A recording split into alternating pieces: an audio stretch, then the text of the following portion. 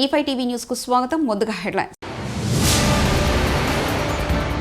Operation Sindoor ముగియలేదు, తేల్చేసిన Rajnath Singh.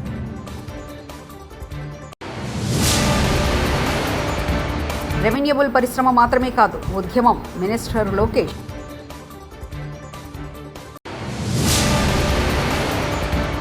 AIG ఆసుపత్రిని సందర్శించిన అందాల బామలు, చిన్నారులతో ఆత్మీయ సంభాషణ.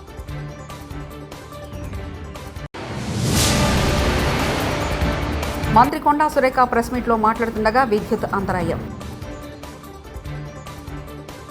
దేశ రక్షణ శాఖ మంత్రి రాజ్నాథ్ సింగ్ పాకిస్తాన్కు మాస్ వార్నింగ్ ఇచ్చారు. పాక్ గుండెల్లో రైలు పరిగెత్తించిన ఆపరేషన్ సింధూర్పై కీలక వ్యాఖ్యలు చేశారు. ఆపరేషన్ సింధూర్ ఇంకా ముగిలేదని స్పష్టం చేశారు. ఇప్పటివరకు చూసినంత ఒక ట్రైలర్ మాత్రమేనని అన్నారు. శుక్రవారం భుజ్ ఎయిర్ బేస్లో రాజ్నాథ్ పర్యటించారు. ఈ సందర్భంగా ఇండియన్ ఎయిర్ ఫోర్స్ అధికారులతో ముచ్చటించారు. ఆయన మాట్లాడుతూ ఆపరేషన్ సింధూర్ ముగిలేదు, ఇప్పటివరకు చూసినంత జస్ట్ ట్రైలర్ మాత్రమే అన్నారు.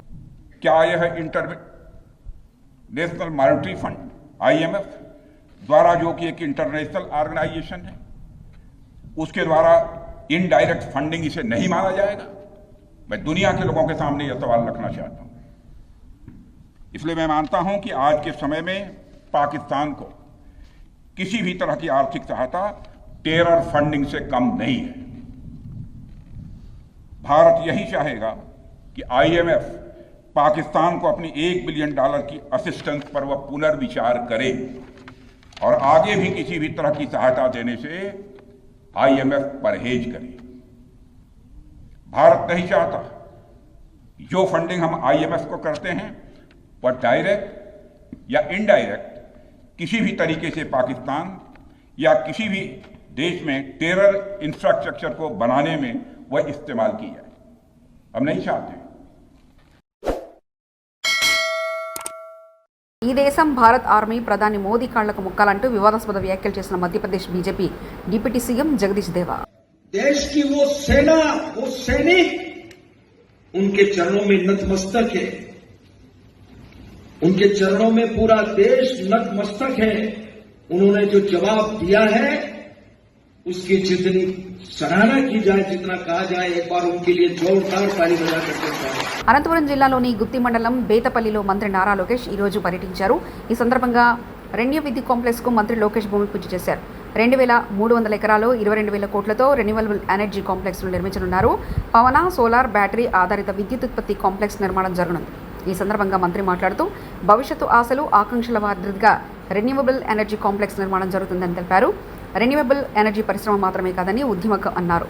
Total investment of 7,000 crores will be deployed by Renew Energy, and combining with phase 2, a total 1,800 megawatts of solar, 1 gigawatt of wind, 2,000 megawatts of battery energy storage systems with a total investment of 22,000 crores will only come to the Rayalaseema region of Andhra Pradesh.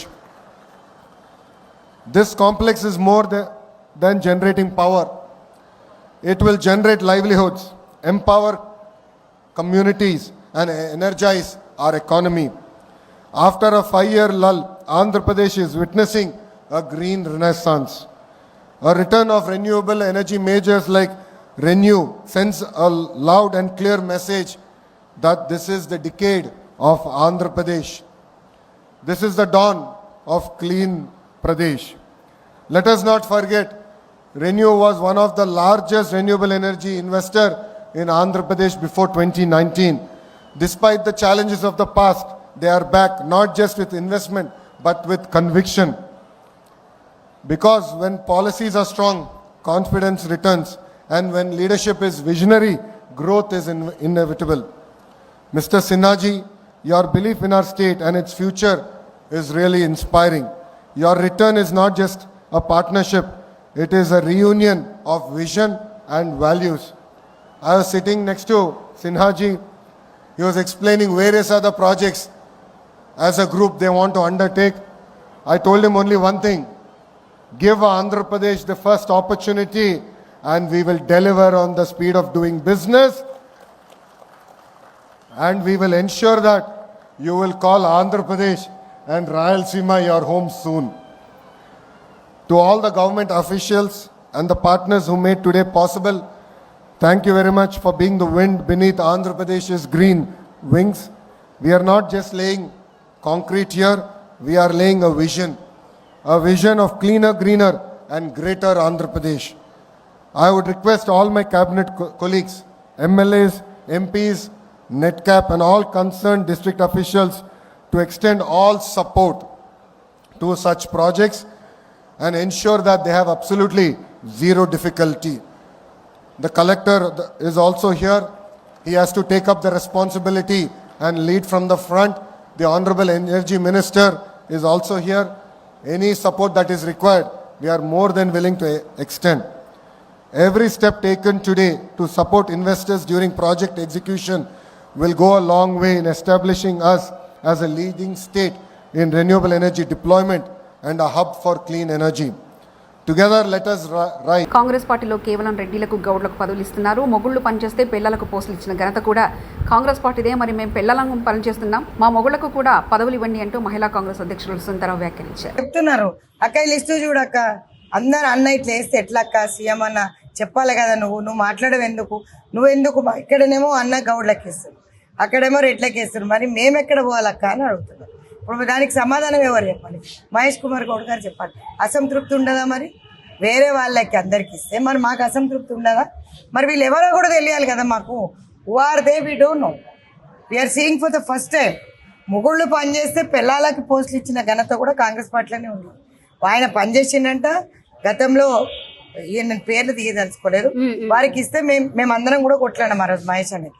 సరే భర్త పనిచేసినందుకు భార్యకి ఇస్తే మరి భార్యలు పనిచేస్తారు, మా భర్తలకి ఇవ్వమని కూడా అడిగి. 33 మంది ప్రపంచ అందాల బామ్మలు ఒకటేసారి కాళ్ళు కడుగుతుంటే అక్కడ వరద పారుతుందని ప్లేట్లలో కడుక్కోవడానికి ఇచ్చాము. ఒక అమ్మాయి కాళ్ళు గడిగి తుడిచింది, అది తప్పుగా చూపించడానికి మీకు సిగ్గనిపిస్తలేదా అంటూ మంత్రి సీతక్క.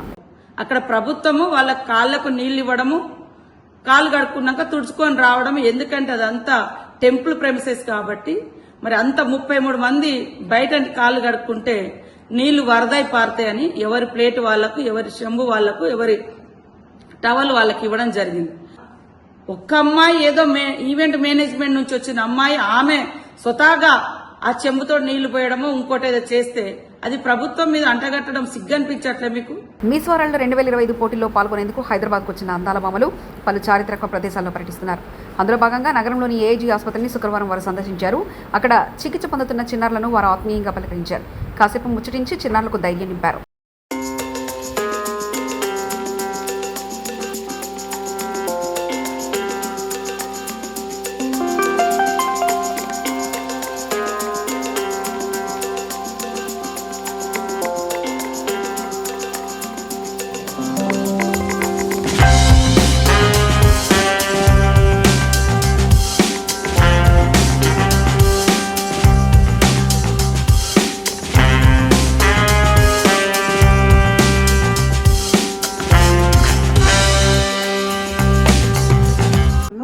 వాటిని ఒక కక్ష సాధింపుతో ఈరోజు ఈ కూటమి ప్రభుత్వం విద్యారంగంలో మార్పులు తీసుకురావడం జరుగుతోంది.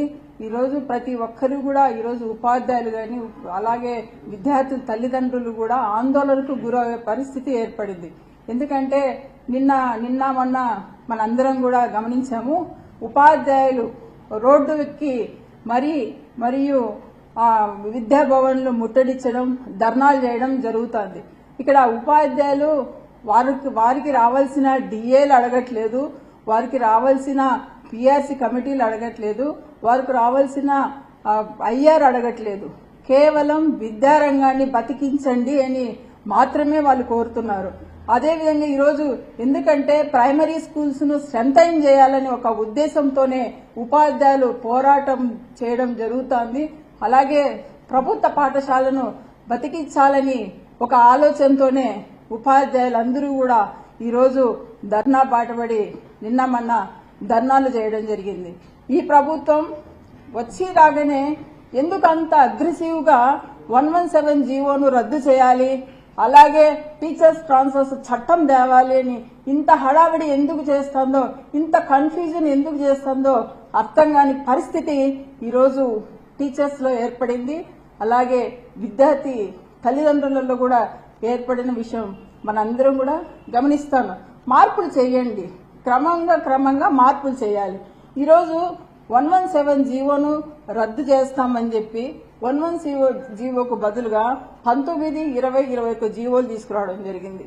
నిజంగా మేము వాళ్ళ గతంలో మంత్రి కొండా సురేఖ ప్రెస్ మీట్లో మాట్లాడుతుండగా విద్యుత్ అంతరాయం, నా ప్రభుత్వం ఇన్ని చేసింది అన్ని చేసిందని గొప్పలు చెప్తున్న క్రమంలో కరెంటు కట్ ఇందిరమ్మ రాజ్యంలో ఉచిత విద్యుత్ అందిస్తున్నామని మంత్రి కొండా సురేఖ చెప్పే క్రమంలోనే పవర్ కట్ ఇదేనా ఇందిరమ్మ రాజ్యం అని ముక్కులో వేలేసుకున్న ప్రజలు. కరెక్ట్గా మీకు తెలుస్తుంది కాబట్టి ఈ విధంగా వాళ్ళు చేసి ఈరోజు ఏదో మేం చేస్తున్నామనే పద్ధతిలో క్రియేషన్ చేయడం ఏదైతే ఉందో అది చాలా దారుణం.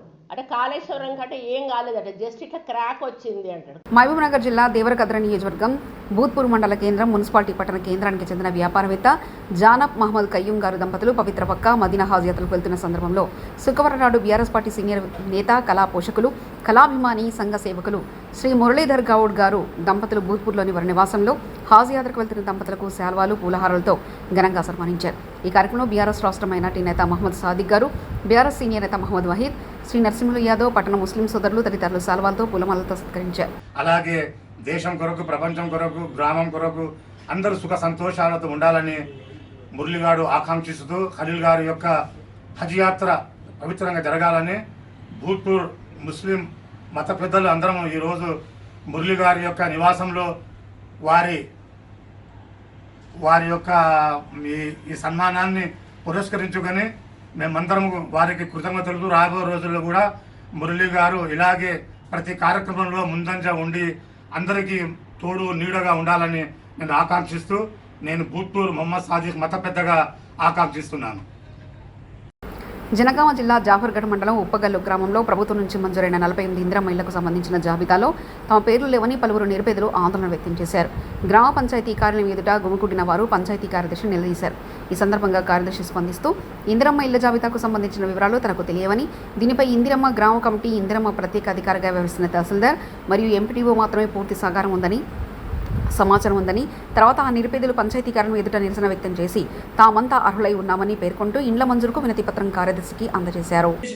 అయితే ఎప్పుడు అంటారు ఏమన్నారంటే ఇక్కడ గ్రామ పరిధిలోనే మీరు అడగాలి, వాళ్ళు ఇందిరమ్మ కమిటీ దీన్ని ఫైనల్ చేస్తారు, ఇందిరమ్మ త్రోటు కడియన్స్ చేయాలని చెప్పడం జరిగింది.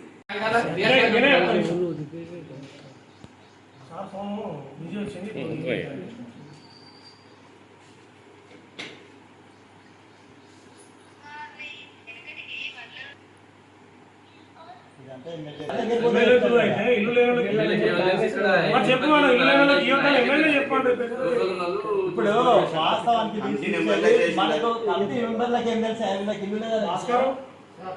కార్యదర్శి దగ్గర మొత్తం ఉంటుంది. రాసుకుంటే ఈసారి కాన్సెప్ట్ లేకుండా ఈయన అధ్యక్షతల సమావేశం జరిగి సార్ అధ్యక్షత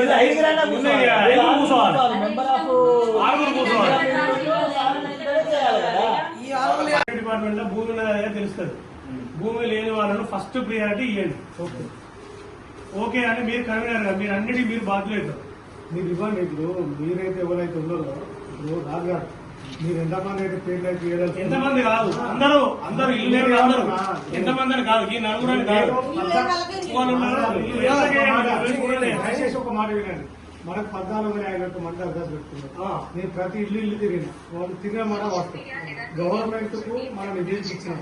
మా ఉప్పుగల్లు గ్రామంలో దాదాపు 250 నుంచి 300 ఇల్లు కావాలని మనం నిధులు ఇచ్చిన తర్వాత మరిగా మా ఫస్ట్ విడత కొన్ని, సెకండ్ విడత కొన్ని, థర్డ్ విడత కొన్ని ఇస్తారు కావచ్చు. అయితే ఫస్ట్ విడతల పురాగా గుంట భూమి లేని వాళ్ళకి ఇవ్వాలి.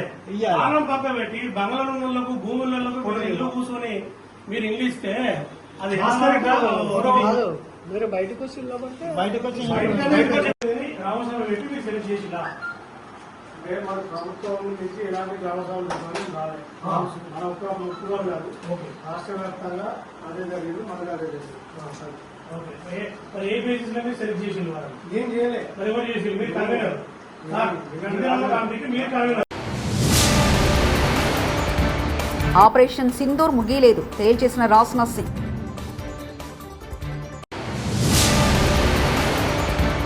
రెవెన్యూబుల్ పరిశ్రమ మాత్రమే కాదు, ఉద్యమం, మినిస్టర్ లోకేష్.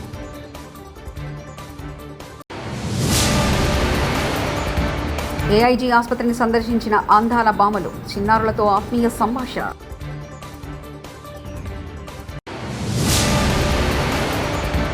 మంత్రి కొండా సురేఖ ప్రెస్ మీట్లో మాట్లాడుతుండగా విద్యుత్ అంతరాయం. ఇవి బులెటిన్ విశేషాలు. చూస్తూనే ఉండండి E5 టీవీ న్యూస్.